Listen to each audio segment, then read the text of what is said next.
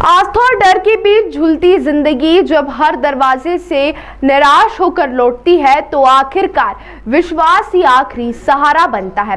कुछ ऐसी ही उम्मीद लेकर एक दंपत्ति मां बगलामुखी के दरबार पहुंचा, जहां उन्होंने अपनी और अपने परिवार की सुरक्षा के लिए मां से गुहार लगाई।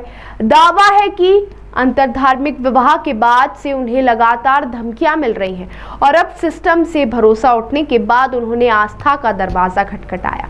तबस्सुम शेख उर्फ रानी शर्मा और उनके पति भारत शर्मा उज्जैन के मां बगलामुखी मंदिर पहुंचे, जहां उन्होंने विशेष पूजा अर्चना कर अपने परिवार की सुरक्षा और शक्ति की कामना की। दंपत्ति का कहना है कि वर्ष 2019 में हुए उनके अंतरधार्मिक प्रेम विवाह के बाद से ही उन्हें कट्टरपंथी विचारधाराओं से जुड़े लोगों का विरोध झेलना पड़ रहा है। उनका दावा है कि कई बार उन्हें जान से मारने की धमकियां मिली और हमले के प्रयास भी किए गए।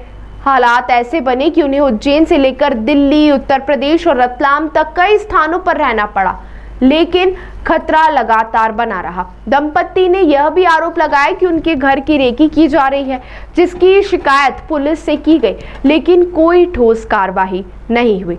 वहीं सबसे बड़ा सवाल तब खड़ा हुआ जब कोर्ट के आदेश पर मिली सुरक्षा को अचानक हटा लिया गया। दंपत्ति का कहना है कि बिना किसी लिखित आदेश के उनका गनमैन वापस बुला लिया गया, जिससे उनकी चिंता और बढ़ गई। अब दंपत्ति का कहना है कि जब सिस्टम के हर दरवाजे से निराश मिली तो वे मां बगलामुखी की शरण में पहुंचे हैं और अब उन्हें केवल मां से ही सुरक्षा और शक्ति की उम्मीद है।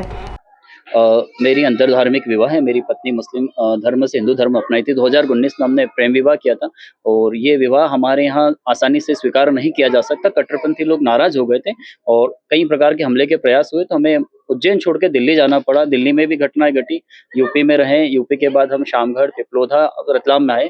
यहाँ आने के बाद में घटनाएं निरंतर होने लगी, तो माननीय हाईकोर्ट के आदेश से हमें सुरक्षा दी गई थी और सुरक्षा के बीच में मात्र एक जवान दिया गया था और बीच में भी कई घटना होने लगी। पिछले 23 तारीख को भी घर की रेकी हुई थी और उसके पूर्व में, जिसका हमने आवेदन दिया था और जांच की मांग करी थी कि इस पर जांच करी जाए। ये लोग घर की रेकी कर रहे हैं, मुंह बांध के आए, बिना नंबर प्लेट की गाड़ी, घर की तरफ इंडिकेटर दिया और पुलिस वाले को देख के सीधे चले गए, जिसपे कोई जांच नहीं करी गई। रिवर्स कैमरे चेक करने की छोटी सी उम्मीद थी कि आप पता लगा सकती, अगर चाहे प्रशासन मन बनाए तो। 7 दिन बाद माननीय एसपी साहब को आवेदन दिया था, उम्मीद थी कि कुछ कार्रवाई होगी, फिर भी नहीं हुई। फिर 6-7 दिन का वेट करके माननीय आईजी साहब को आवेदन दिया था और विश्वास दिलाया गया था कि कार्रवाई करी जाएगी, सुरक्षा भी बढ़ाई जाएगी।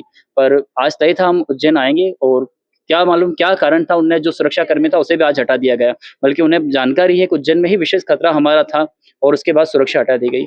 अब कह सकता हूं कि प्रशासनिक जितने भी लोकतंत्र के स्तंभ से सभी को हमने प्रयास किया है लोकतंत्र में अपनी बात रखने की। सभी जगह से उम्मीद समाप्त होने के बाद माता से ही आध्यात्मिक शक्ति की उम्मीद है और आध्यात्मिक सुरक्षा की ही उम्मीद हम कर सकते हैं।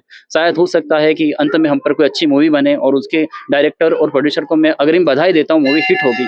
ऐसा क्यों लगता है? ऐसा इसलिए लगता है कि हमारा इतिहास रहा है, चाहे कन्हैया कुमार की हत्या हुई हो, रतलाम में कपिल राठौर की हत्या हुई, पूर्व में ऐसी कई जो हिंदू मुस्लिम एंगल से हत्याएं करी गई है, उनमें बाद में हमारा हिंदू समाज बहुत जाग जाता है, क्योंकि उसे गिरा हुआ खून दिखता है तो हमारे समाज में बहुत जोश आता है और उसके बाद हम बहुत अच्छे नारे लगाएंगे, बहुत अच्छी मूवी बनाएंगे, बहुत अच्छा ज्ञापन देंगे। तो मैं उन मेरे साथियों को अग्रिम बधाई देता हूँ ज्ञापन के लिए। हमारी 2019 में शादी हुई थी, जिसके बाद से मुझ पर शिर्क का आरोप लग गया है और बुत परस्ती, और इसके लिए हम पे जान की धमकियां दी गई।